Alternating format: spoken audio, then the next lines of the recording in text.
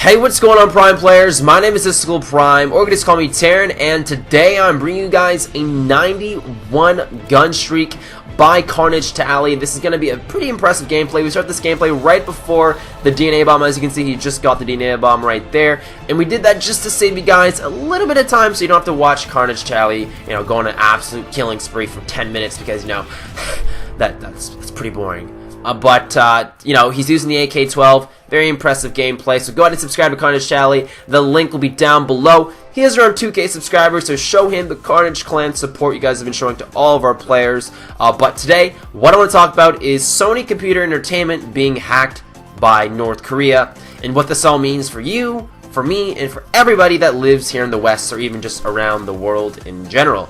And if you have absolutely no idea what I'm talking about, and if you live under a rock, or if you've stayed in your mom's basement for too long, I'll give you the rundown on what's been happening with North Korea and Sony. So basically, Sony wanted to create a movie called The Interview, which was supposed to be a movie about two guys. It's a comedy, it's a parody basically, on two guys being hired by the CIA or the FBI to kill Kim Jong-un in North Korea, like assassinate him. And it was supposed to be an incredibly funny movie. I saw the trailer. It looked pretty funny. I personally wanted to watch it, and it was supposed to come out this holiday season. But North Korea did not like that movie. They did not like how they made a parody on assassinating their leader, their dictator, their almighty god, Kim Jong-un, because over down there in North Korea, everybody sees Kim Jong-un as their god. They're like, nobody can touch Kim Jong-un, nobody can, mess with Kim Jong-un.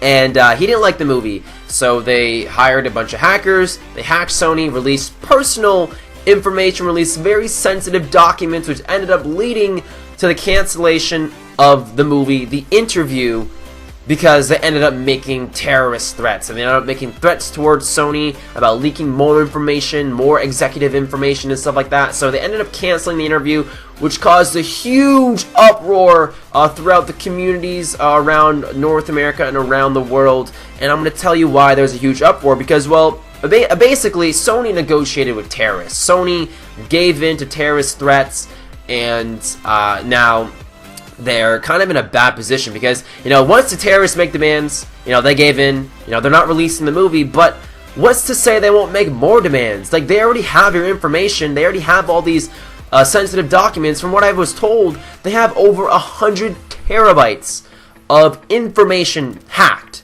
from Sony. Like, what makes Sony think they're not going to make more demands? Like, come on. Let's be real here. They're going to make more demands, so why give in to these terrorists? And what this also means is that Sony is basically giving up their freedom of speech, their freedom of creative expression. They're kind of already breaking the First Amendment of the United States of America by doing this. And a lot of people are very upset about it. I'm pretty upset because, what this means is that if someone doesn't like your video or your music or your content that you're putting on the internet, some hacker can just hack you, threaten you, and say, oh, just take down that video. If you don't take it down, I'll threaten your life, I'll kill you.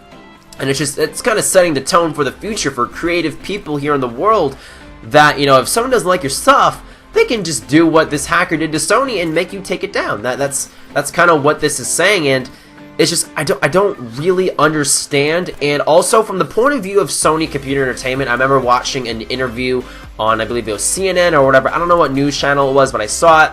And basically the president or CEO, I don't know what his title was. He was a guy high up there in Sony.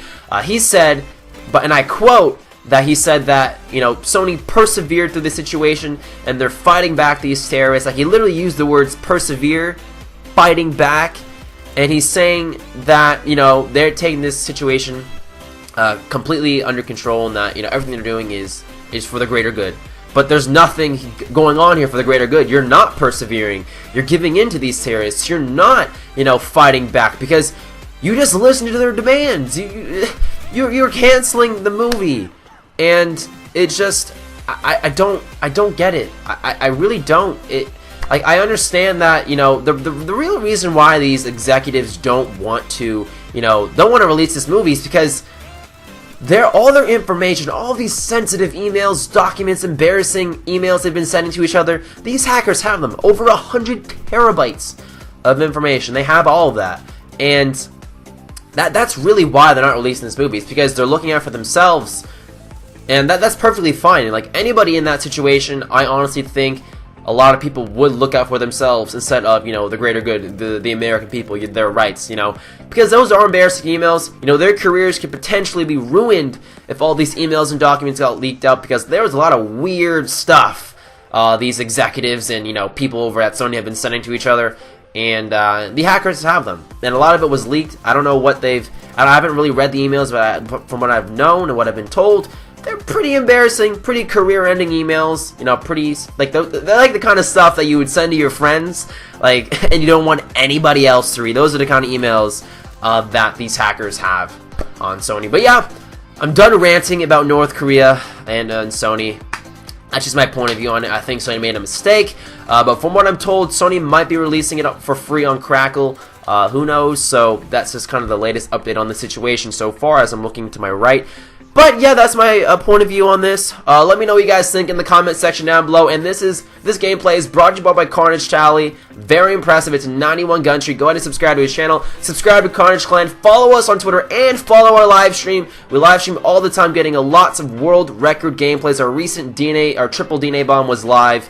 So go ahead and follow us on the stream and check out my channel. Help me reach 8,100 subscribers. But my name is Prime, and I hope you had a wonderful time. And I'll see you guys in the next one. Peace.